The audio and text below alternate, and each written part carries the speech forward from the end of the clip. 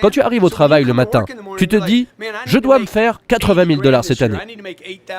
Vous devez changer votre façon de voir l'argent, si vous voulez gagner de l'argent. Avant de continuer cette vidéo, assure-toi de télécharger les 10 conseils pour dire au revoir patron dans la description. Merci.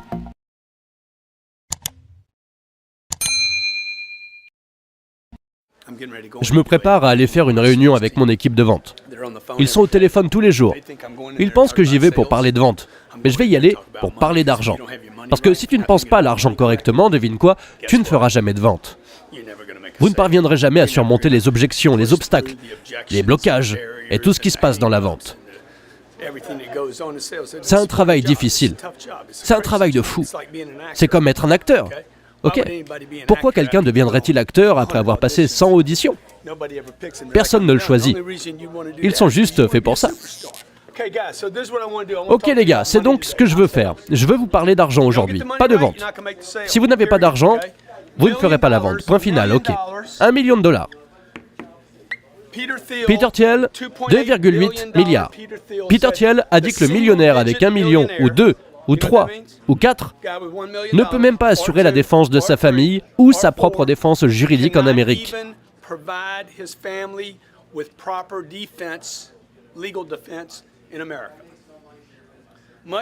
Beaucoup moins d'urgence, de divorce, vous savez, de procès importants, de procès d'affaires, de problèmes concernant les enfants qui vont à l'université. Alors qu'est-ce que ça veut dire? C'est très controversé, parce qu'il est comme un mec riche qui, vous savez, gratte des doigts sur un tableau. Ok? Et tu te dis, hé mec, si tu as 1 million de dollars, tu n'es qu'un bon à rien. Et ton père ne te l'a pas dit. Il m'a dit, oh mec, 1 million de dollars, tu n'as pas d'argent.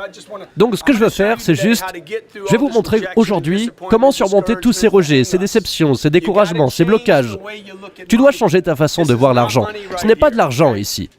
Ce n'est pas de l'argent, c'est juste de la bêtise. C'est vous qui ne prenez pas de décision. C'est toi qui es paresseux qui te dis, mec, 1 million de dollars, je suis prêt. Faites le calcul d'1 million de dollars. J'ai fait ça quand j'avais 34 ans. 1 million de dollars, si vous n'aviez plus de revenus, et quel âge avez-vous?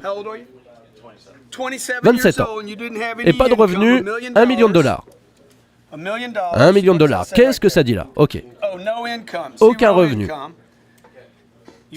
Tu as 27 ans, je vais faire ça à 65.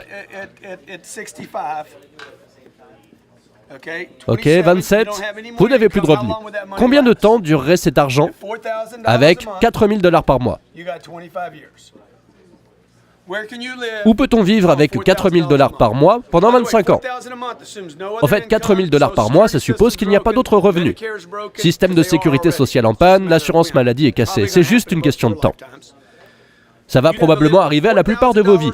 Tu devras vivre avec 4 000 $ par mois pendant 25 ans. Tu auras 52 ans, mon ami, et tu seras fauché.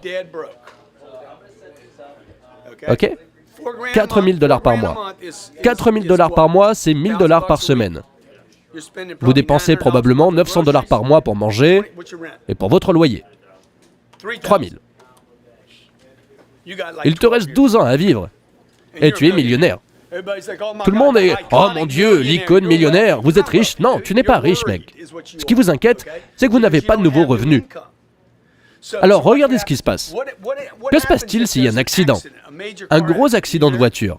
Vous êtes mariés? Ok. Les enfants? Les 2 enfants coûteront 1,5 million chacun pour aller à l'université, vous comprenez? Quand tu arrives au travail le matin, tu te dis « Je dois me faire 80 000 $ cette année ». Vous devez changer votre façon de voir l'argent, si vous voulez gagner de l'argent. Si vous avez 47 ans, vous avez jusqu'à 62 ans à vivre. Et s'il vous arrive un malheur, que vous perdez votre emploi, vous perdez vos revenus. Et cette équation ne suppose qu'aucune inflation n'arrive et suppose que le loyer reste le même. Les paiements de la voiture n'augmentent jamais, rien n'augmente. Mais ça, c'est impossible. C'est un cycle impossible. Le problème, c'est que personne n'en parle, parce que personne n'a envie de passer à la télé et dire « Les millionnaires sont essentiellement des gens de la classe moyenne qui s'inquiètent pour leur argent. » Alors quand j'ai fait le calcul à 33 ans, je me suis dit « Mec, j'ai besoin de beaucoup d'argent. C'est de là que vient le concept 2 x 10, ok? Et s'il fallait 10 millions? Je pense que c'est le nombre. CNBC dit que c'est 5 millions. Moi, je pense que le chiffre est vraiment 10 millions. Ok, 10 millions. Sans nouveaux revenus, vous pourriez probablement vivre la vie que vous souhaitez. Alors comment tu obtiens ça? Parce que ce n'est clairement pas le nombre, tout le monde est d'accord avec ça d'ailleurs.